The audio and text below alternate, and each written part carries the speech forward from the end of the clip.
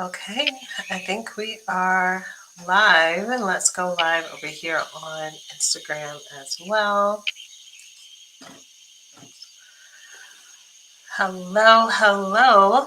We are talking about 3 ways to know that it is time to end your situationship in 2024. So, situationships are so easy for us to fall into and even harder to leave. We get emotionally attached to the people that we are intimate with, that we share our lives with, that we share our bodies with. Despite our best intentions, we start to build expectations there, hopes, dreams of maybe something will change and that this person will come around, that they will see the light of how good we are together, of how much fun this is, of how easy this is, and whatever the last pillars are, the fears of commitment, the fears of showing up and being fully there, fully present, that over time, finally something will click and that this will not be something that we are um, pining for, but it will become reality. And before you know it, even again with your best intentions, if you're someone who's like, I don't want something that's serious, I just want to have fun. I just want to get to know someone. Whenever you are sharing yourself, your heart gets involved. And so um, I think a lot of times we can realize too late that we are in a situationship and not know how to exit or even not know, is this even something for me to exit from? And so we're going to talk about that. How do we know that it's time for us to end our situationship in 2024? So let's go ahead and talk about it. So, the first way for you to know that it is time for you to exit your situationship is that you are not happy getting just a piece of them. So, kind of like I said at the beginning, when you first start a situationship, you are telling yourself or they have told you that they only have so much to give and that you're okay with that you're willing to accept it because you're not really needing something bigger, more serious, what have you. Um, and so you will start off being okay just having that portion of them. But as time goes on, if whether or not you only having a piece of them is no longer enough, or you're starting to finally be honest with yourself that you like this person a little bit more than you were honest about at the beginning, you stop being as satisfied with that. And let's kind of talk about that a little bit. I know that there's a lot of different reasons why people will enter situationships, either whether or not it has kind of crept up on you without you realizing that that's what's happening, or um, sorry, I thought I saw something behind. Um, Without it happening, or you have, um, sorry, there's something behind the computer that completely made me lose my train of thought.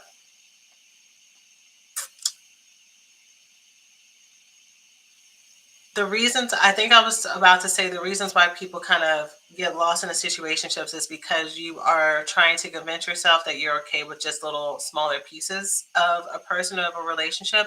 And so what I really just want to do is encourage you to look at, well, why is that? Is it because there really is a lot of stuff going on in my everyday life? I really am too busy for a relationship, or is there a part of me that's afraid of what I will have to give up? Having to give up control, having to give up my independence, having to give up vulnerability. And so it seems like it's a better deal to get connected to someone who really isn't fully present as well, because then maybe I can maintain more of my sense of self. But what ends up happening is, again, the more you share your heart, your body, your soul, your mind with someone, the more attached you become to them. And so, um, do you actually want to be in relationships where you cannot be fully have the full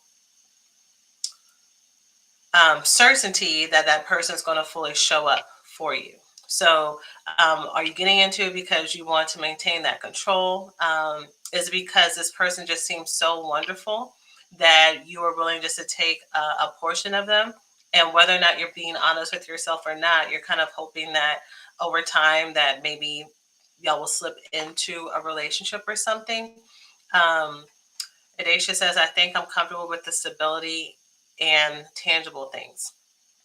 You're comfortable with the stability and tangible things. You're comfortable with the stability in a situationship, or are you saying that you're more comfortable with having stability in your own life? So a situationship seems like it is something that you can um, have more control over. Is that what you mean?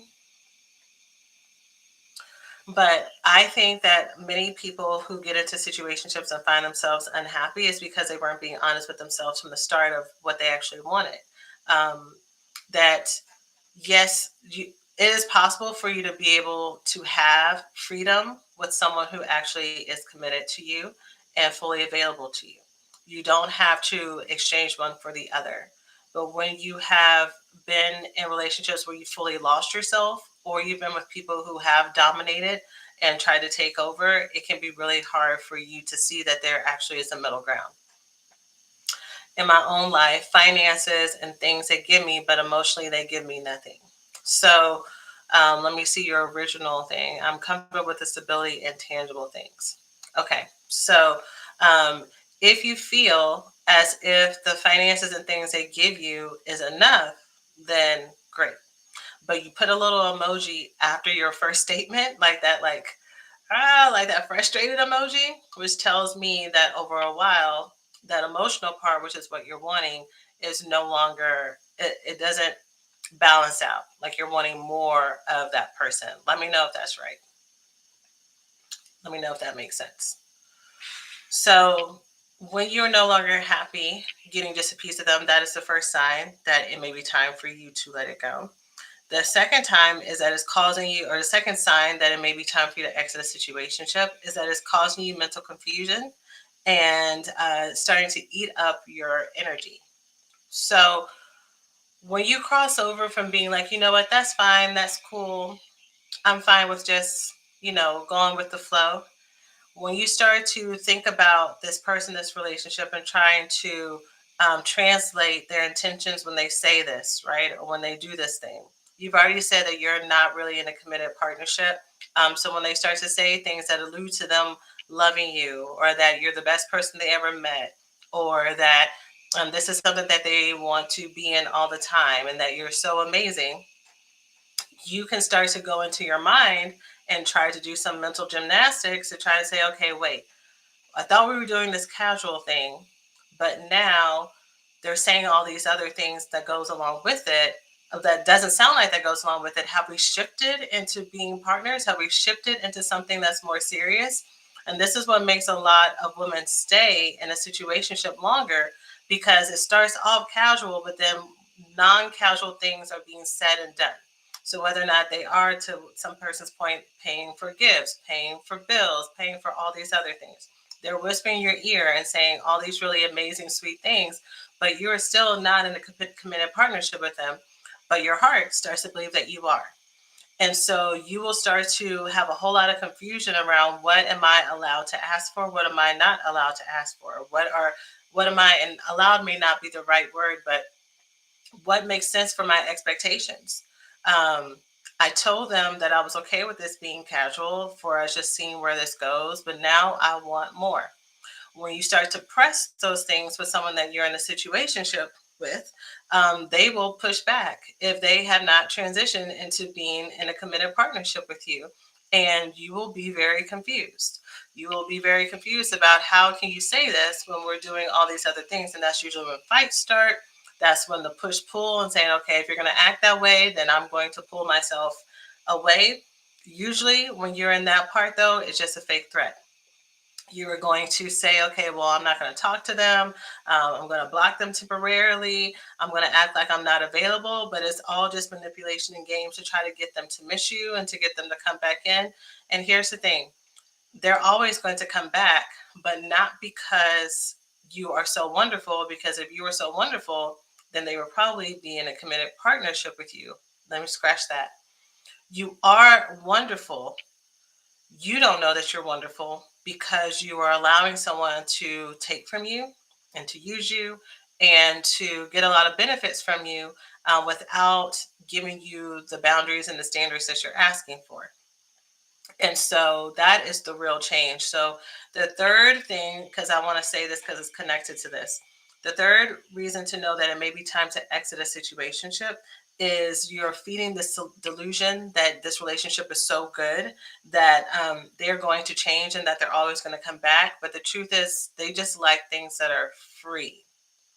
If they are benefiting by getting full access to you, your mind, your heart, your time, your body, and all these things without having to actually commit to you, why would they change? Why would they slip up?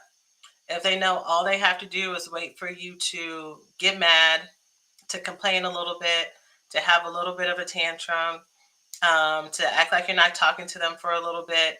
Meanwhile, they're talking to other people because you are not in a committed partnership. Hey, what's up, boo? I have not seen you and Stacy in a minute, but it's good to see ya. Um, Sorry, I lost my train of thought. But why would they change how they show up if they get full access to you? They already know the game. They know that you're not going to go anywhere. They know that you're not going to do anything different because you haven't gotten clear on the inside of what you deserve.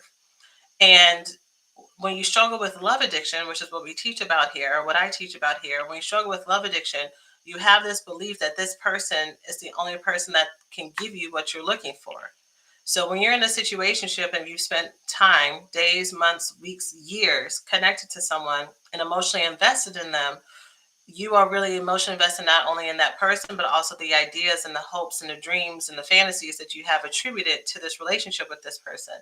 So for you to actually change and move and break up with them means that you're losing access to all those dreams. You're losing access to your happily ever after. You're losing access to the person that you thought was going to be it.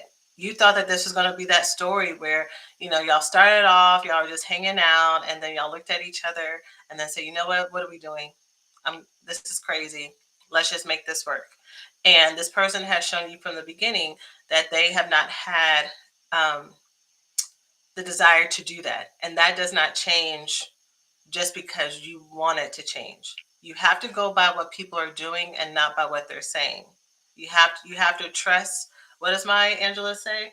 Um, yes, baby. It's too hard. Yeah, mine's hard. Okay. Can you say hi? Go get your iPad. We're here on a snow day, y'all. For anybody else who is snowed in Texas and Houston, all the schools are closed and everything. So we're going to do a little iPad emergency, but that's okay because I got through all three of the points. Let me know if that makes sense so we can do a little Q&A right now. Came at just the right time. Yes, little face. Oh, now we're being shy? Okay. Here you go. Here you go, dear. Okay. Mommy's in her meeting right now, so you need to go in there, okay? Thank you. Makes sense. Okay. Does anyone have any other questions about situationships or partnerships that have been hard for you to exit? When someone shows you who they are, believe them the first time, they know themselves more, something like that. Yes, thank you. I know, need to change that. And reviewing your emails on my list today, it was the one you sent out about a week ago. Oh, girl, I've sent a couple emails because we have our worksheet. We have our workshop coming up this Saturday about building a self-romance.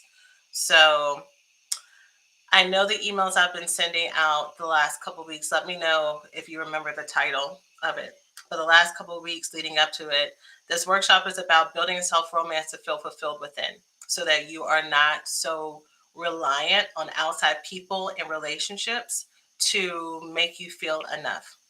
Because the idea, I think what people think when we talk about building a self-romance or building self-love, especially for those of us who are romantics and really, we crave companionship. Like we want to be fully connected to ourselves and have self-love and feel confident and secure. But a lot of times it feels like we have to choose. It feels like we have to choose between nurturing and loving myself. And if I do that, then that means I'm kind of giving up the idea of romance and companionship and connection. And low key, who really wants to do that if companionship is what you want, right? But what I have found in the healthiest relationships and the healthiest of people, it involves people who know themselves. Either they come in knowing themselves and they're very clear on their boundaries, or in order to maintain the relationship, let's say people ask me all the time, can a love addict and a love avoidant get together and to make it work? Yes, they can get together. But once they're together, they're going to see that they're the mirror reflections of each other. They're going to see how this person's trauma directly triggers this one right here. And unless they do their own work, it doesn't matter how amazing and how compatible, how much chemistry they have, that's not going to work. So these two people, whether or not they come in with emotional maturity and emotional connection and internal awareness, whether or not they come in that way, and so now they can negotiate and work things out and compromise and grow together and evolve together. Either as that, or they come in with all their stuff, they see each other and they're like, oh fuck, something's got to change. I'm gonna try to control you. I'm gonna try to change you. I'm gonna try to change you. Stop being so clingy. Stop being so avoidant. Stop being so clingy. Stop being so avoidant. Until finally one of them realizes, wait, I can't make them do anything, but the only thing I can change is me.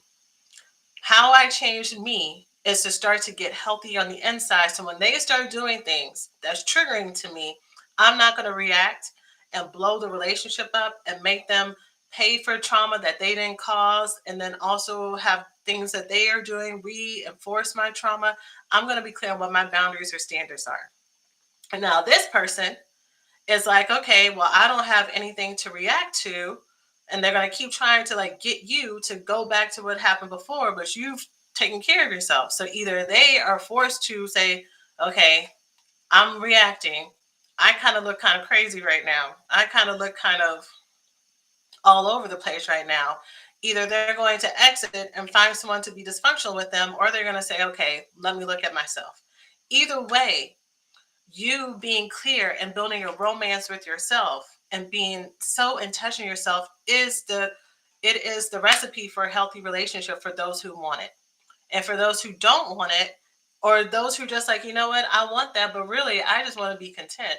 I just really want to not have any of the or as much, because life is life, right? Like, I'm not going to come here and act like you're going to learn a magic tool one day that's going to stop you from ever being sad again, or stop you from having a bad day, or stop your cycle from like making your hormones go. That ain't going to happen. But what you can do and what you will do is learn how to self nurture and self love yourself, and love yourself, and be in relationship with yourself and truly know yourself, to where all those triggers that would completely throw you completely out, like off kilter, or make you really reactive or defensive, that loses its power. I was talking with my body worker the other day about one of the tools that I teach, and how I started to like really like lay into that, especially this past December. And I was doing it every day, and I started to realize that the emails that used to trigger me don't trigger me no more. People would say things that I used to like be this close to writing a long ass text in response. And I didn't realize so much later, like a day or so later, I was like, huh, that thing that used to trigger me doesn't trigger me. Like, I don't even care. Like, I'm not as reactive. And that type of like sense of self-worth and knowing yourself and being able to be in touch with yourself, to where all these other things are not um they don't touch you, is priceless. And when you enter with that type of security into a relationship, it is also priceless. And so I was I was listening to someone tell their story recently, and they were saying how they were in this relationship with this person who was like so adoring and so like doting on them, and just really loved to like be available and take care of them. And this person kind of entered the relationship kind of like, okay, we'll kind of see what's going on. But the longer time went on, and the more she let her defenses down, the more she slipped back into this insecure version of herself that really needed this person to affirm her sense of self worth. She started to kind of like be scared to ask for things that she used to just expect and ask for in the past. She just used to be really doubtful, and it started to kind of crush or damage the relationship, because what this person really was attracted to was that confidence. The more confident this person was, the more she didn't. This is going to sound weird. The more that she didn't need this person for her own sense of self worth, the more that person felt comfortable and free enough to give to her and to be available for her, because that person was more centered and grounded in herself. I don't know, this week's podcast is about codependency and boundaries. And I love to like give and take care of people. That's probably one of the reasons that I got led into therapy and being a therapist and all that stuff. And but there is a difference. As much as I love, like, I can listen to people's traumas all day. That it does not overwhelm me. It doesn't burden me. I can help people through their most difficult time. I can do a full week worth of hours and sessions like I used to. So I hear little feet. I might be interrupted again because snow day. I can do that all day. But there's a difference between that and when I'm talking to someone who's just draining me. Because the drain is, sometimes there are people who will like be trauma dumping, but they're not really wanting support. They're wanting you to like absorb their energy because they don't want to own it themselves. They don't want to do their own work, and they want you to fix it. And there's a big difference between that and someone who's coming just like open hearted, and they are wanting to do work and wanting to do transformation, versus someone who is kind of being um, playing victim a little bit. And I hope that makes sense, a distinction. Hold on, we have, yes, sir. I think he left. Let me know if that makes sense. I know that there's a lot of, there were some comments that I missed. That's a word right there. Can you talk about being patient for commitment versus a man just stringing you along? Yeah. Um, so, okay, we're playing with racetracks over there. Okay. I'll just tell you directly what I tell my clients. I tell my clients, you need to know how long you are willing to date someone before you're in a committed partnership. That is the date, and you stick to it. Anyone who goes beyond that is not interested, is no longer a candidate for a relationship. So it doesn't matter how long that person is willing to string you along. You need to decide, how long am I willing to be someone, just talk to somebody. If you can meet the most wonderful person in the world, and if they're like you, if they're like 6 months in, they're like, let's just keep seeing how it goes, and you don't want to waste 6 months of your life every time you meet someone who's great, then you need to figure out what the limit is. You need to figure out how long, how many months of my time, and yeah, I'm gonna say months at the most. I'm not saying years. How much of my time, of my life, of my livelihood, am I willing to give to someone until they decide if they want to be in a committed partnership with me or not? And then on to the next. But here's the key to that, y'all. And this is why I teach about love addiction and stuff, and why I feel like I'm going to say that phrase as long as I can, because love addiction at its core is about using a person, a relationship, attention, fantasy as a source of fulfillment. So what will happen is we'll meet someone who's great. Let's say you have that timeline in your head. Let's say I will talk to someone for up to 2 or 3 months. And if they decide that if I've not been asked to be a girlfriend, then I'm out, right? So they haven't asked. So now you've demoted them in your head. And you are no longer requiring, they're no longer a candidate, but you still keep them around. Why are you keeping them around? What's the point of keeping them around? For attention, for validation, for affirmation? That's how you slip into situationships, y'all.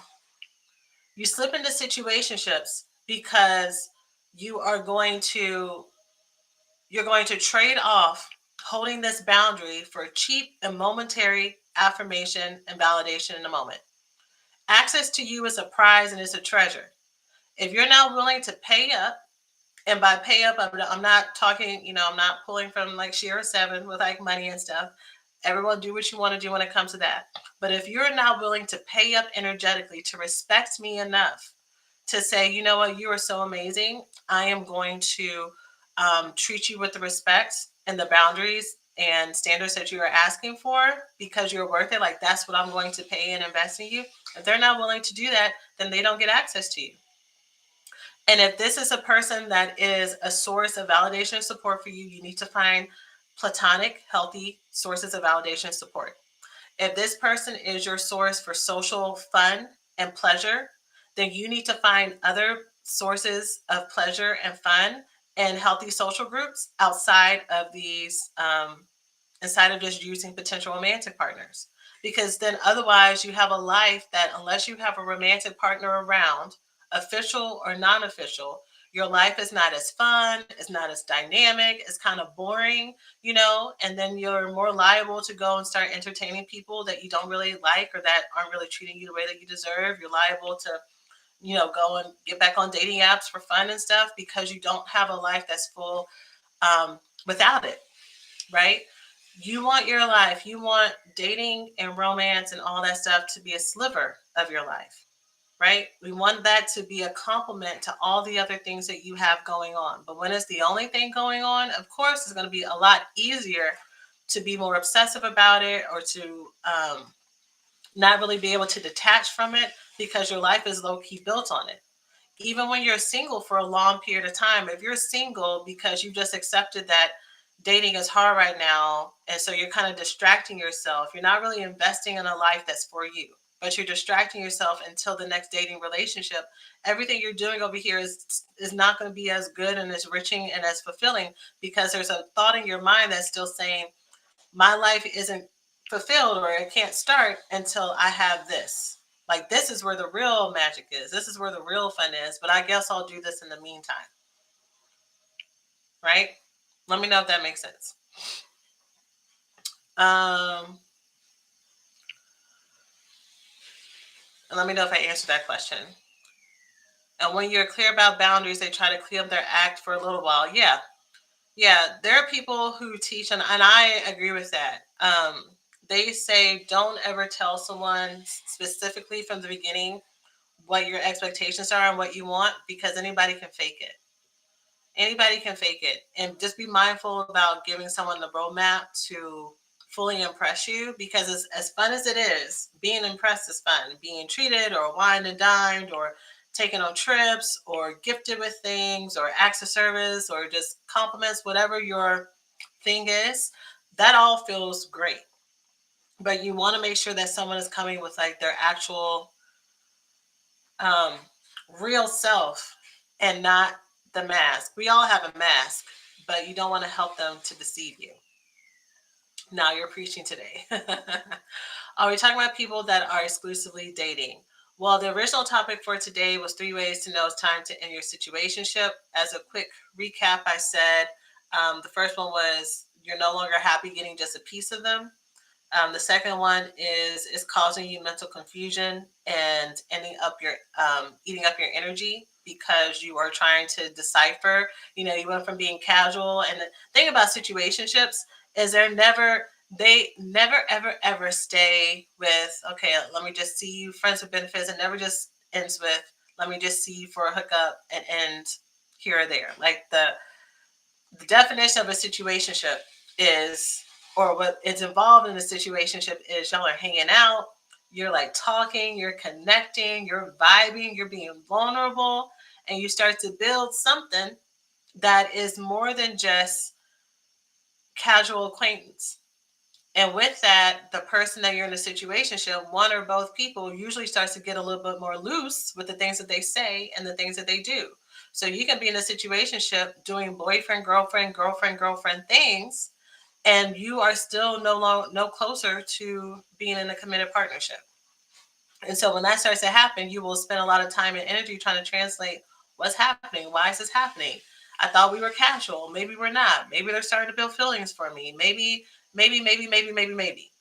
And it is infuriating.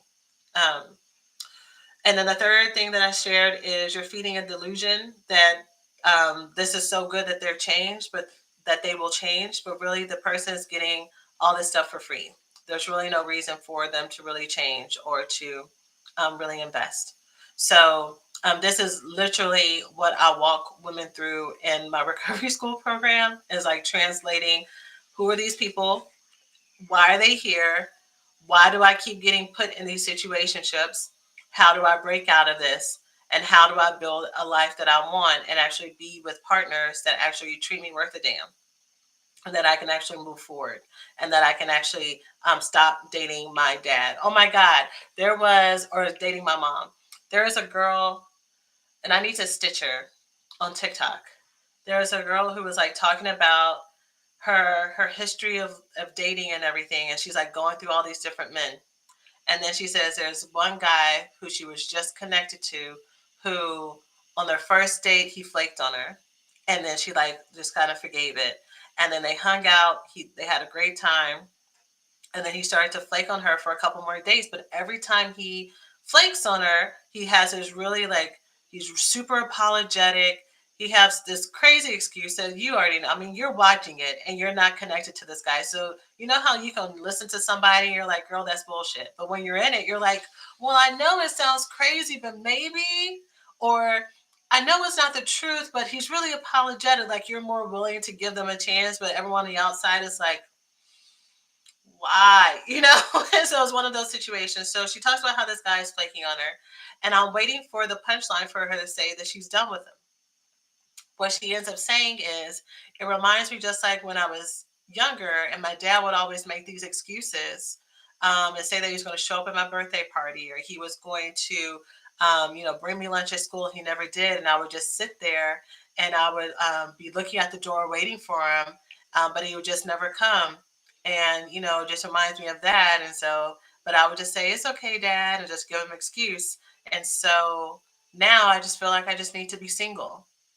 She didn't make the connection that she was finding her father in all of these relationships and repeating that pattern and hoping that if she continues to be nice and give them a chance and forgive them or whatever it may be and stay hopeful and stay good and stay pretty and do all that stuff, that was going to be enough for this person who from the beginning was abandoning her to change. And even when she sees it, like listening to her, I'm like, I know that she sees it. I know that she sees it. But that part of you, when you're so into that trauma and into that pattern that doesn't really allow you to really look at reality because it's so painful, it's too painful to look at reality. She wasn't able to go there, right?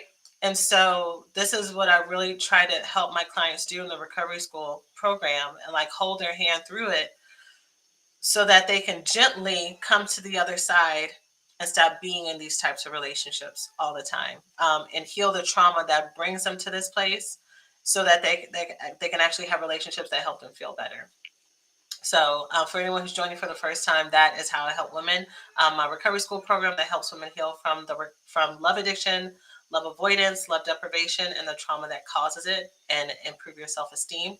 And you can learn more about that at therecoveryschool.com and join anytime. Please share that video. Yes, I'll probably stitch it later. Yes, that helps. Great. I'm happy that helps. Drama creates trauma. Trauma creates drama. Yes, they have a symbiotic relationship.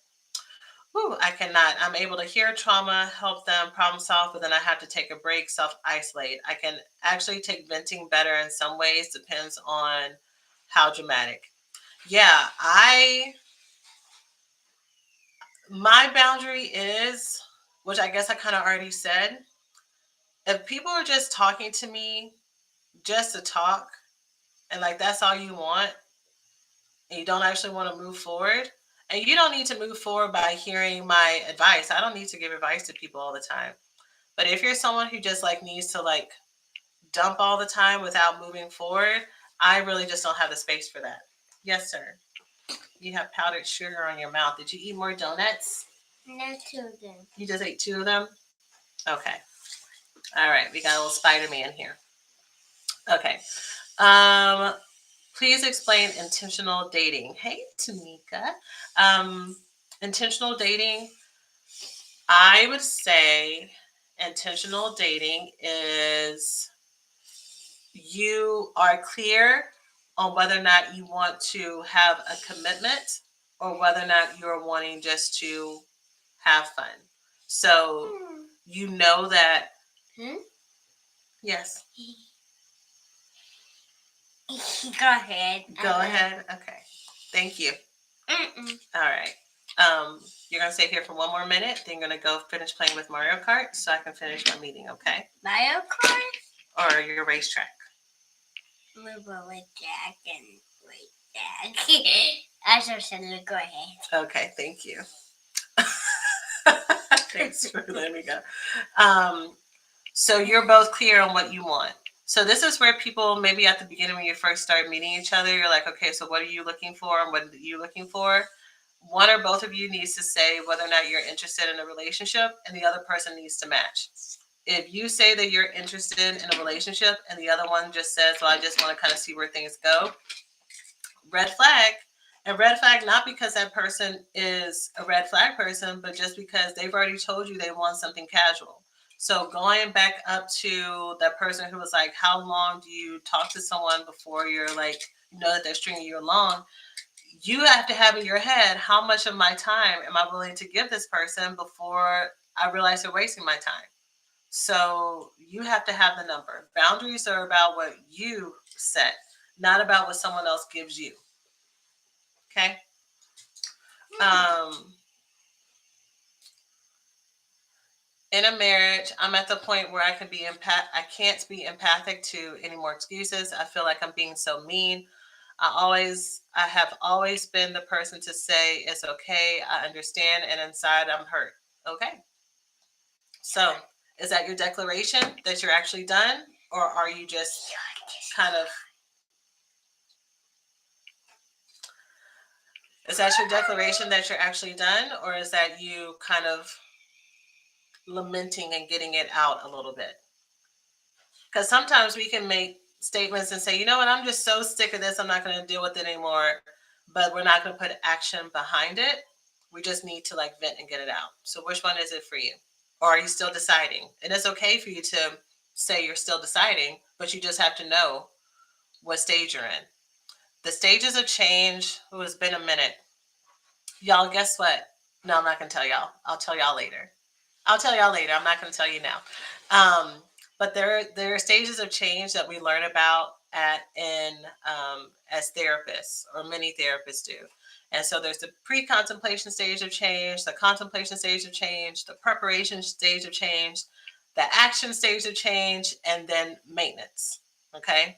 So pre-contemplation is you don't even think that there's a problem, right? You're like, everything's fine, it'll work out, I'll figure it out, everything's fine.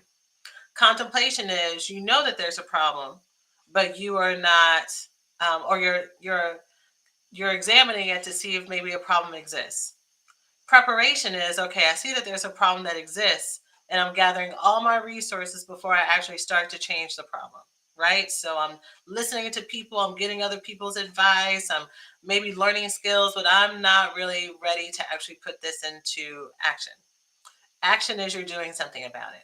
Action is I've seen everything I need to see. I've heard everything I need to hear. I'm tired of being tired. I'm done. Let's move. And now you're taking ownership about moving forward. All the hopelessness that you had before, all the lamenting about why does it have to be this way? Why did I get into this relationship? Why didn't I set boundaries with my mom? Why do I feel so bad about myself? And you spend all this time just feeling really sorry for yourself, the grieving. And sometimes you need to do that, but you're tired of feeling tired. And you're like, you know what? Fuck this. I'm tired of being sad. And this has felt so overwhelming, but no more. And so you start to put action behind this big Goliath that you're like, I can never do this. And you had all these um, excuses of why you would delay it. Now you're actually putting action behind it. And then the action stage takes however long it takes. And now it's a time about maintenance. Maintenance is maintaining the change that you've made. So just like I said again at the top, you're not going to learn a set of skills that's going to eliminate stress and um, problems from your life forever, but you will learn skills that make all of those things that happen easier to handle. You're going to learn, if David had slingshots for Goliath, your slingshots are going to get bigger, more industrial. They're going to have a better scope and a better aim than the previous slingshots did, right? So now the giants will come, but you'll knock those hoes out quicker and quicker and quicker, right? So that's part of what that looks like, right? But so you said you are just venting because you're unsure of stages. So with what I just shared, um, what stage do you feel like you're in now? Do you actually feel like you're still venting? So you're in the preparation stage, or are you going into action stage? Um, how long is too long for grieving? So it depends on what you're talking about grieving. So let me know what you mean by that. What part? What are you talking about grieving? I think grief in general, like grieving someone who's passed away or a relationship that's ended, you get to spend as long as you need to grieve. Grief has all of its ups and downs, and it hits you sometimes um, different than others. I will say, I will say um, that it probably does depend on what you're grieving. No, it switches shapes. So I had a friendship breakup last year, and I was on the receiving end where I got dumped, and I got dumped unexpectedly by someone who I just considered a really good friend. Completely devastated me, completely tore me up, and so the grieving with that has been hard.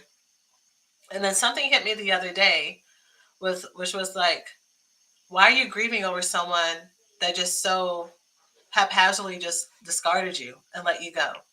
You deserve better than that. You're worth more than that. And we're not going to grieve over someone who did not respect us enough or love us enough to treat us with the respect and love that we deserved. Um, and so that eliminated my grief for a long period of time. But then there are moments that I can look back, if I'm not trying to limit my emotions and allow myself to feel sad, because there was a lot of softness and love there, right? And so that's what I mean about grieving. Like, it can take whatever shape it needs to take, however long it needs to take. My hope is that I will reach a place of solace to where I can remember this situation with some neutrality, because the opposite of love is not hate, is neutrality. So a person or a situation, you see it, you experience it, and you don't really have any emotional triggers at all towards it. My hope is that that moves towards neutrality fully one day. um, but who knows? So I'm not going to fight with myself around it. Grieving my awful decisions, like staying with the wrong man too long. You've got to start practicing some self forgiveness and some self love and self nurturance. So that is what I'm like breaking down. So I know I mentioned the recovery school, but this Saturday's workshop, Building a Self Romance, that's what a big chunk of that Saturday is going to be about. How we are talking to ourselves. Literally, how are we romancing ourselves? How are we nurturing ourselves? How are we talking to ourselves? How are we forgiving ourselves? How are we being soft and kind to ourselves? Because once you master that, it makes everything else easier. Um, or at least more tolerable. You know, there have been so many times, even as recently, was it today? It might even been today, where I know how to go into myself. If I'm feeling low, if I'm feeling overwhelmed, or if I'm feeling insecure, I know how to talk to myself and tell myself the things that I would want other friends or loved ones or my therapist to tell me. And before, when I would try to tell myself those things, hold on one second, babe. When I would try to tell myself those things, it felt like I was just talking to a wall. It felt like I was just kind of like talking to myself. Now I've been able to talk to myself in a way to where it actually lands and it hits in my heart. Yes. Mommy, do you put your finger and then it didn't want what? If I put my finger in there, it won't hurt. No, I watch. It will. Yes, look. Okay, I see. And then you take it out, Uh-huh. and then you do like that now. Oh, okay, cool. All right, I'm still in my meeting. I'll be there when I'm done, okay? Okay, I will hang this on rainbow track. Okay, you can hang that on your rainbow track. How about something? Okay. All right. Um, got it. Neutrality is the goal here. Awesome. All right, let me go. Um, therapist change cycle sounds like the engineering design process, iterative development. Ooh, that is above my pay grade. But I love that those go together. That's awesome. Um, I'm between preparation and action. In 2023, I grieved a lot of relationships. I've taken a lot of ownership for the reasons things happen. So now I just want to learn how to forgive myself. Um, so let's change the wording that we talk, the way we talk to ourselves. Let's change it from I want to or I'm going to I am. I am I am learning how to forgive myself. I forgive myself. I am learning skills to forgive myself. I started forgiving myself, right? And if that feels like if that feels like you're lying to yourself, it might be. It might be at first, but we're moving you towards actually taking action, taking movement, and then you just fill in whatever gaps you need to underneath, right? So if you struggle with self-image or body image or something, and you're like, you know what, I'm beautiful, I'm beautiful, I'm beautiful. But every time you said I'm beautiful, there whatever it was that might be an insecurity for you came into your thought process, then instead of you just continuing to say I'm beautiful and then have that like rub up against you, whatever that insecurity is, now I'm going to look for resources to help me manage, fix, love whatever that insecurity may be. So let's say you had like an insecurity about your hair. Like maybe you didn't know how to like have your hair be the certain hairstyles that you wanted it to be. Okay, I'm beautiful, I'm beautiful, I'm beautiful, but your hair looks crazy. Okay, so now I'm going to go on YouTube and find some tutorials. I'm going to go and find a workshop on Eventbrite that teaches me how to braid my own hair. I'm going to go and do something that's going to bridge that gap. But the action stage is not hopeful, wishing like it's not this hope that one day, if you just believe that is true, the answer is going to fall onto your doorstep, because chances are you have access to the tools, to the resources, to the people that can help you right in front of you, but you are not executing on it. You're hoping that being in proximity to the solution that is going to like be osmosis and that is going to sink in, you got to put action behind it. You have to put action behind it by way that you talk to yourself, by way that you treat yourself, by the tools and the resources and the people that you invite into your life to help you. It's not just going to happen, y'all. And I wish it did. I wish that positive thinking was enough, but you have to put action behind it to step into that version of yourself or to clear out the things that are holding you back. So when I talk to my students, when I help my students, I do both. I do on both sides. We look at the trauma, you're welcome. We look at the trauma that caused it to clear all that stuff out. And now we look at the skills on the other end to fill the gaps. We're double attacking it, because what you don't want is to like clear all this trauma, and now you're like exposed and you're like, now what? I'm all like clear that this isn't me, that this is my dad wounds, that this is my mother wounds, but now what do I do with this information? No. This is what we do with this information. This is how we build our relationships. And as then we don't want to be like, okay, well, this is how you have healthy boundaries. I gave y'all a direct answer. You don't let someone string you along by knowing how long it is that you want to date somebody, right? So then let's say you put in your head, okay, I only want 2 months, right? But you haven't cleared the trauma that's underneath it. That's when all the fear comes into play. That's when it's like, okay, well, am I asking for too much? What if they're a really great person, but then I scare them away? What if I get really attached and this person, gets mad at me? And like all your codependent stuff comes into play. Your fear of abandonment, your fear of being alone comes into play. Your fear of not being enough comes into play. All these things get in the way of doing what you know you need to do. So knowing solutions is not enough if you don't hit at the trauma. Knowing the trauma is not enough if you don't know the solutions. We got to put it all together. And then also you need to have the space to practice, which is why the program, my recovery school program, the main program, is a lifetime program, because I need you to go out there and fail.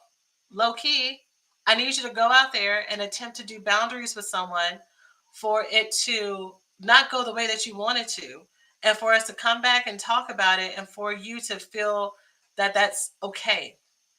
That is okay, and that you can recover from it, that you're still good enough, that you're still strong enough, that you learn something from it, right? That is not evidence that it's always going to be this way. And if anything, I want you to do that so that I can point out all the ways that you won. Because what my clients don't realize a lot of times until we're talking about it is what they think is a failure is really the biggest cause for celebration. They will tell me that they've attempted something, or that they had a conversation, or that they had to break up with someone, or that they put themselves out there. And I will pinpoint all of the little movements, the micro movements or the macro movements that are not even on their radar, for them to realize that they are a different woman than they were before they started. And I think that can really be disheartening a lot of times when it comes to change, is like you feel like you're waiting for this big magic event, or the reason why you got into this process in the first place to happen.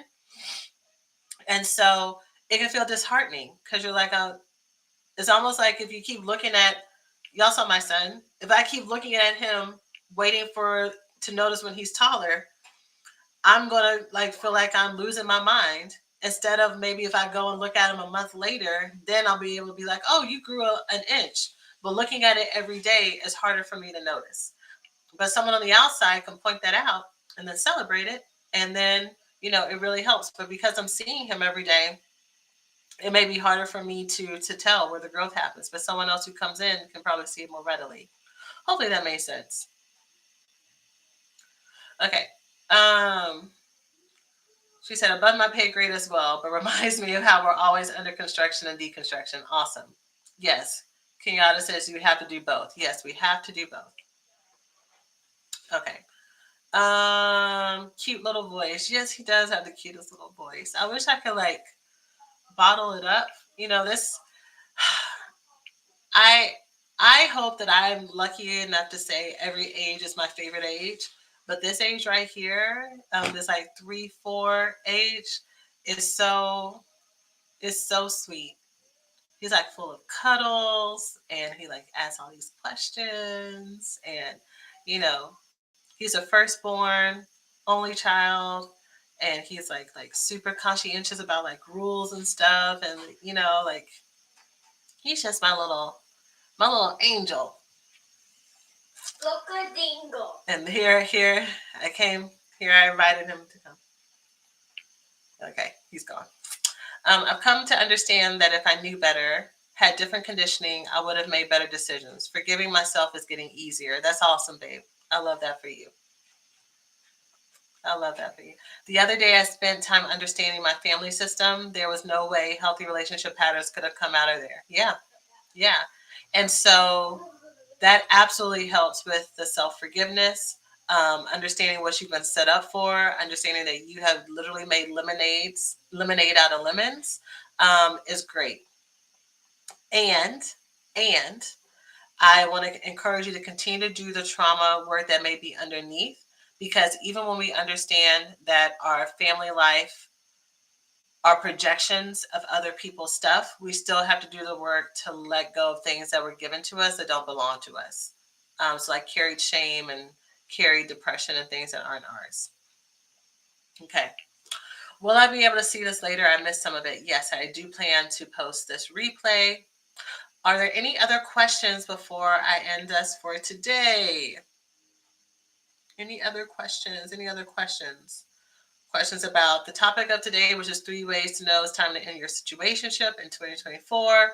Questions about the workshop. Questions about the recovery school program. Questions about anything. Ooh, carry depression. Let me go and Google that. Yep, yep. That's literally one of the things that we also talk about is letting go of that those carried emotions and trauma in the recovery school program as well. And all the different types of emotions and trauma that we carry and how to let that go. Any other questions before I go back to momming and playing Mario Kart? Okay. If you are watching this on replay, go ahead and put replay in the chat. Feel free to share any questions or thoughts that you may have if you're watching this replay as well. And I will comment and reply there, or I may make it another live for me to come back and talk about some more. If you would like to work together to heal these problems in 2024, the Recovery School is here for you. This is the way that I help women heal. I've helped hundreds of women heal from these exact issues, and I'd love to support you with that as well. Our group call is actually next week for the Recovery School. So whatever you're coming in to deal with it, that is what I coach you through and help you with, and you have a full system that you can continue to come to over and over again for each stage and each development of your journey. So you can stop being in situationships, so that you can forgive yourself, so that you can let go of this trauma and have the solutions on the other side, and make real change and movement. So that is it for now. Go to therecoveryschool.com to learn more. And if you would like to do the building your self romance workshop, you can go to blackgirlsheal.org/2024, and you will get full lifetime access to that as well. It's at 10 a.m. this Saturday, January 20th. But if you're international, if you cannot join me live, you can still submit your questions and still get access to that replay too. So, all right, that's it, y'all. I will talk to y'all later. Have a good one. Bye. Bye, y'all.